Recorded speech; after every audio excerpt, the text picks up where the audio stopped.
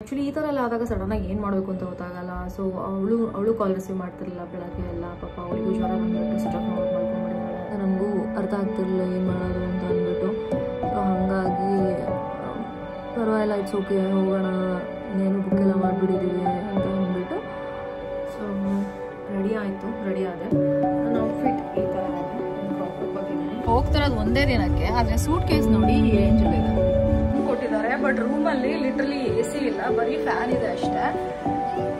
ಸಮ್ಮರಲ್ಲಿ plan ಮಾಡೋರು ಸ್ವಲ್ಪ ಹುಷಾರು. ಇವಾಗಾದ್ರೆ ಬೆಟರ್ ಇದೆ, ಸಂಜೆ ಸ್ವಲ್ಪ ಗಾಳಿ ಬರುತ್ತೆ. ಬಟ್ ಸಮ್ಮರಲ್ಲಿ ಸ್ವಲ್ಪ ಕಷ್ಟ ಆಗ್ಬೋದು.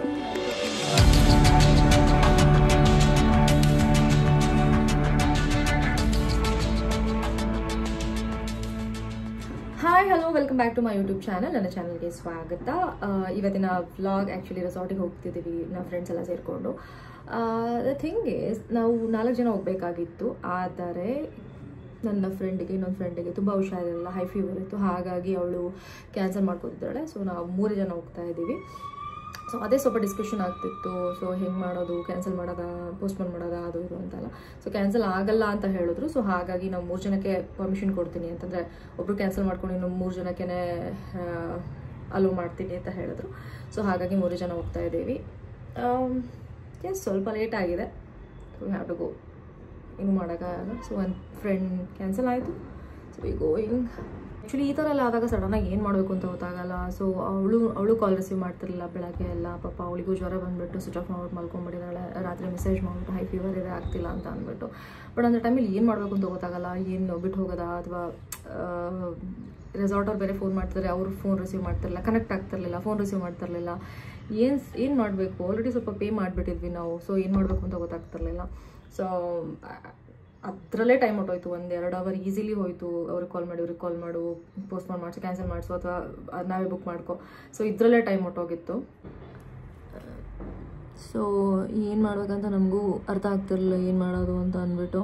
ಸೊ ಹಾಗಾಗಿ ಪರವಾಗಿಲ್ಲ, ಇಟ್ಸ್ ಓಕೆ, ಹೋಗೋಣ, ಇನ್ನೇನು ಬುಕ್ ಎಲ್ಲ ಮಾಡಿಬಿಟ್ಟಿದ್ದೀವಿ ಅಂತ ಅಂದ್ಬಿಟ್ಟು ನಾವು 3 ಜನ ಹೋಗ್ತಿದ್ದೀವಿ. ಆ್ಯಂಡ್ ಆ್ಯಕ್ಚುಲಿ 2 ರೂಮ್ ಬುಕ್ ಮಾಡಿದ್ವಿ. ಕೇಳಿದ್ವಿ ನಾವು ಅವರಿಗೆ, 2 ರೂಮ್ ಬುಕ್ ಮಾಡಿದ್ದೀವಿ, ಹೆಂಗೆ 2 ರೂಮ್ದು ಚಾರ್ಜ್ ಮಾಡ್ತೀರಾ ಅನ್ನೋ ಥರ. ಆಮೇಲೆ ಒಪ್ಕೊಂಡ್ರು, ಇಲ್ಲ ಆ್ಯಕ್ಚುಲಿ ನಾವು ಪರ್ ಪರ್ಸನಿಗೆ ಪೇ ಮಾಡ್ತೀವಿ, ಪರ್ ಪರ್ಸನ್ದೇ ಅಲ್ವಾ ಲೆಕ್ಕ ಬರೋದು. ಸೊ ನಮ್ಗೆ ಇನ್ನೊಂದು ರೂಮು ಬೇಡ, ಒಂದೇ ರೂಮೇ ಕೊಡಿ ಸಾಕು ಅನ್ನೋ ಥರ ಅವ್ರು ಒಪ್ಕೊಂಡ್ರು. Maybe probably like duplex ಥರ ಕೊಡ್ತಾರೆ ಅನ್ಸುತ್ತೆ. ಅದು ಆ ರೂಮೆಲ್ಲ ಹಾಗೆ ಇದೆ ಕೂಡ ಅಲ್ಲಿ, ಅಂದರೆ ಕೆಳಗಡೆ ಮೇಲ್ಗಡೆ ಒಳಗಡೆ ಏನಾದ್ರು ಸ್ಟೇಜ್ ಥರ ಡೂಪ್ಲೆಕ್ಸ್ ಥರ ಹಂಗೆ ಕೊಡ್ತಾರೆ ಅಂತ ಅನ್ಸುತ್ತೆ. ಅಥವಾ ಎಕ್ಸ್ಟ್ರಾ ಬೆಡ್ ಕೊಟ್ರು ಓಕೆನೇ ಇದೆ ನನಗೆ. ಸೊ ಎಸ್, 2 ರೂಮ್ ಬುಕ್ ಮಾಡಿದ್ದು. ಇವಾಗ ಒಂದೇ ರೂಮ್ ಬುಕ್ ಅಂದರೆ ಆಗ್ತಾ ಇದೆ, ಅದನ್ನೇ ಕೊಟ್ಟಿದ್ದಾರೆ. ಸೊ ನೋಡಬೇಕು, ಅಲ್ಲಿ ಹೋಗಬೇಕು. ಆ್ಯಕ್ಚುಲಿ 9 ಗಂಟೆಗೆ ಒಂದು 10 ಗಂಟೆಗೆ ಇಲ್ಲಿಂದ ಹೊರಡೋ ಥರ ಪ್ಲ್ಯಾನ್ ಇದ್ದಿದ್ದು. 10-10:30 ಹಂಗೆ. ಆಲ್ರೆಡಿ ಇವಾಗ 11:15 ಆಗಿದೆ, ನಾವಿನ್ನೂ ಹೊರಟಿಲ್ಲ. ಹೊರಡಬೇಕು. ಅಲ್ಲಿ ಹೋಗೋಷ್ಟು ಲೇಟ್ ಆಗುತ್ತೆ, ಬಟ್ ಇಟ್ಸ್ ಓಕೆ, ಏನು ಮಾಡೋಕ್ಕಾಗಲ್ಲ. ಸೊ ರೆಡಿ ಆಯಿತು, ರೆಡಿ ಆದೆ. ನನ್ನ ಔಟ್ಫಿಟ್ ಈ ಥರ ಇದೆ. ಕ್ರಾಪ್ ಟಾಪ್ ಹಾಕಿದ್ದೀನಿ, ಒಂದು ಲೆನಿನ್ ಥರ ಇದು ಮೆಟೀರಿಯಲ್ಲು. ಸೊ ಕ್ರಾಪ್ ಟಾಪ್ ಒಂದು, ಆ್ಯಂಡ್ ಇದೊಂಥರ ಲೆನಿನ್ ಮೆಟೀರಿಯಲ್ಲು. ಇದೆರಡು ಕಾಂಬಿನೇಷನಲ್ಲಿ ಹಾಕಿದ್ದೀನಿ. ಆ್ಯಂಡ್ ಹೇರ್ ಹಾಗೆ ಬಿಟ್ಟಿದ್ದೀನಿ, ಕ್ಲಿಪ್ ಹಾಕ್ಬಿಟ್ಟು. ಸೊ ಅದರ ಜೊತೆ varying this.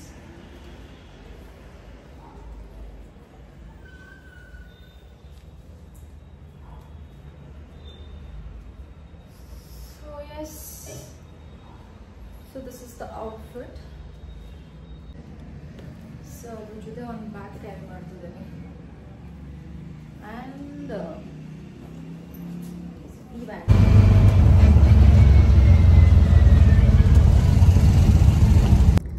Actually 1 o'clock check in ಇದ್ದಿದ್ದು. ಬಟ್ ನಮ್ಮ ಆಲ್ರೆಡಿ ಇಲ್ಲಿ 1:45 ಆಗಿದೆ. ನಾವು ರೀಚ್ ಆಗೋಷ್ಟರಲ್ಲಿ 2:15 ಆಗುತ್ತೆ. ಸೊ ನೋಡಬೇಕು.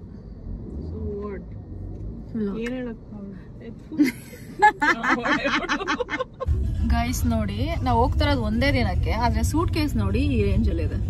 ಅದು ಯಾರ್ದು ಅಂತ ತೋರಿಸ್ಬೇಕಾ? Divya, turn your face. ಈ ಸೂಟ್ ಕೇಸಲ್ಲಿ ಏನ್ ತಂದಿದ್ಯಾ ಹೇಳೋಗ್ಲಿ.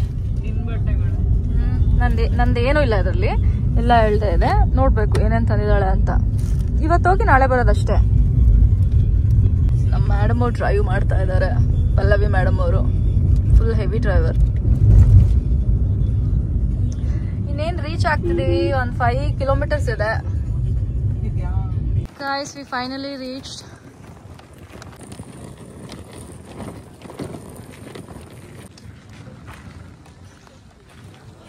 Mayan Resort ರೀಚ್ ಆದ್ವಿ. ಸೊ 1.5 hour ಲೇಟ್ ಮಾಡಿದ್ದೀವಿ. ಹಿಂಗೆ ಕಾಣುತ್ತೆ, ಒಂಥರ ಹಟ್ ಥರ ಬಾಲಿ ಥೀಮ್ ಇಟ್ಕೊಂಡು ಮಾಡಿದ್ದಾರೆ ಅಂತ ಅನ್ಸುತ್ತೆ. It's quite night. Actually night ಹೊತ್ತು ತುಂಬ ಚೆನ್ನಾಗಿ ಕಾಣ್ತಿತ್ತು. ನೋಡೋಣ.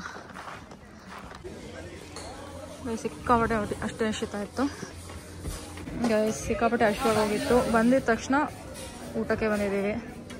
ಈ ಕಡೆ ವೆಜ್ ಇಟ್ಟಿದ್ದಾರೆ, ಸೊ ಈ ಕಡೆ ನಾನ್ ವೆಜ್. ವೆಜ್ಜಲ್ಲಿ ಆ್ಯಕ್ಚುಲಿ ಜಾಸ್ತಿ ಆಪ್ಷನ್ಸ್ ಇಲ್ಲ, ಬರೀ ಗೋಬಿ ಕೊಟ್ಟಿದ್ದಾರೆ ಸೈಡ್ಸು.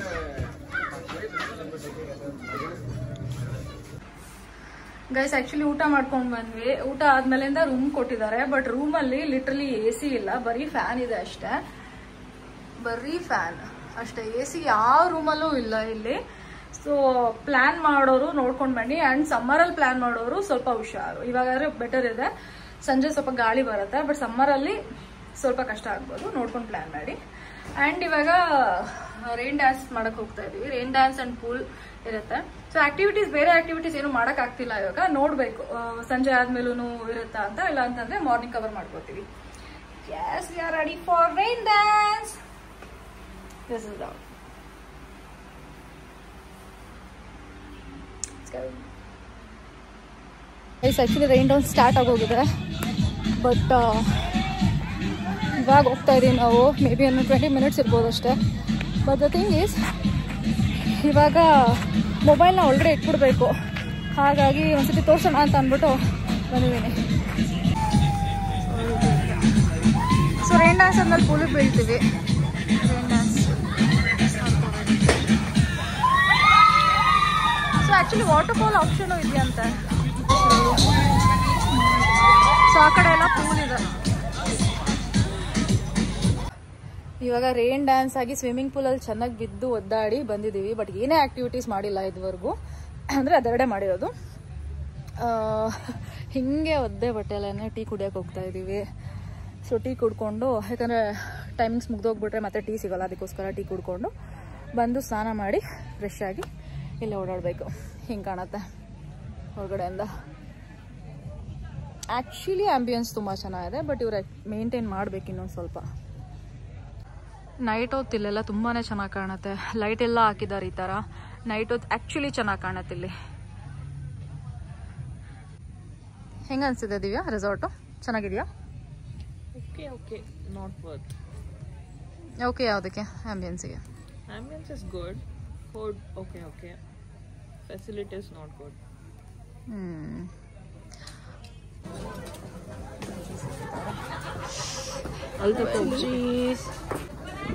ಟೀ ಟೈಮ್ ಅಲ್ಲ, ಏನು ದಿವ್ಯಾ ಅದು? High tea time. High tea time. ಮೂಗು ಗೊರ್ಸ್ಕೊ.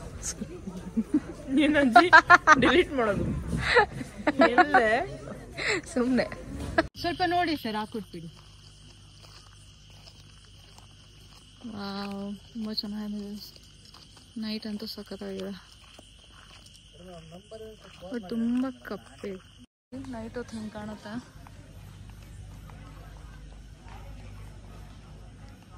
So beautiful.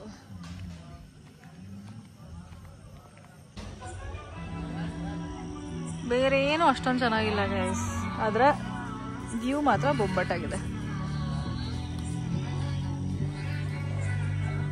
ಸೊ ನಾವಿಲ್ಲೇ ಊಟ ತರಿಸ್ಕೊಳ್ಳೋಣ ಅಂತ ಅಂದ್ಬಿಟ್ಟು ಇಲ್ಲೇ ಕೂತ್ಕೊಂಡಿದ್ದೀವಿ. ತುಂಬ ಚೆನ್ನಾಗಿದೆ. ಎಸ್,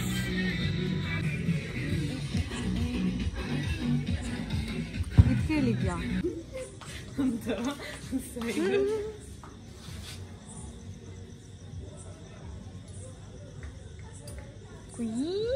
ಅನ್ನತ್ತೆ ಅಲ್ಲ. ಬ್ರೇಕ್ಫಾಸ್ಟಿಗೆ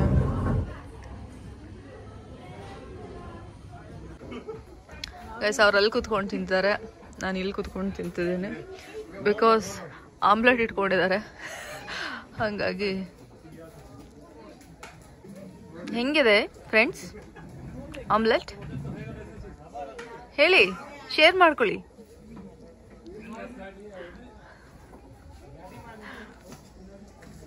ಕಿಸಿ ಕಿಸಿ ಸ್ಮೈಲು.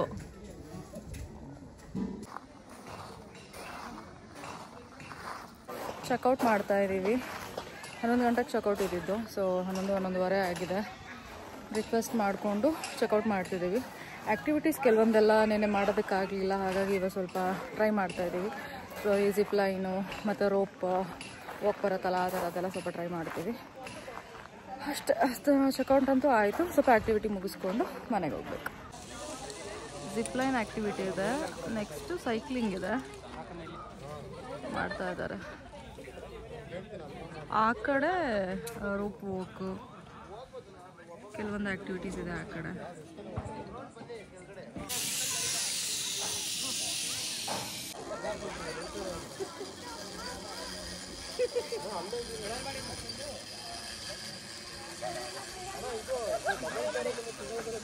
ಪೆಡಲ್ ಮಾಡೆ.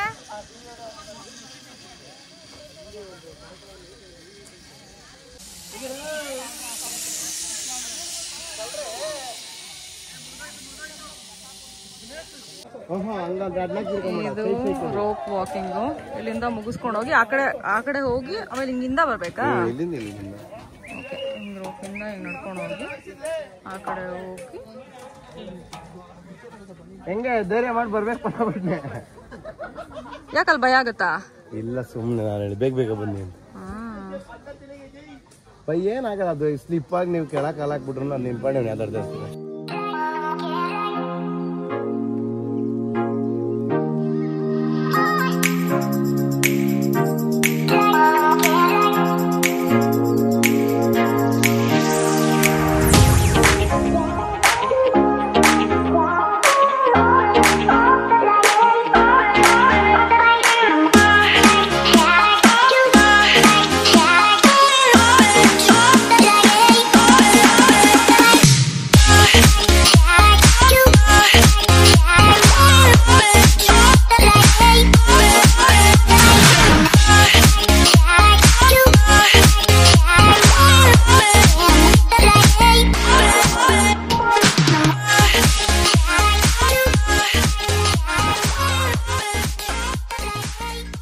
ಇದಾಗಿತ್ತು ಮಯಾನ್ ರೆಸಾರ್ಟಿನ ವಿಡಿಯೋ. ನಿಮಗೆ ಈ ವಿಡಿಯೋ ಇಷ್ಟ ಆಗಿದ್ರೆ ಖಂಡಿತ ಲೈಕ್ ಮಾಡಿ, ಶೇರ್ ಮಾಡಿ, ಹಾಗೆ ಸಬ್ಸ್ಕ್ರೈಬ್ ಆಗೋದು ಮಾತ್ರ ಮರಿಬೇಡಿ.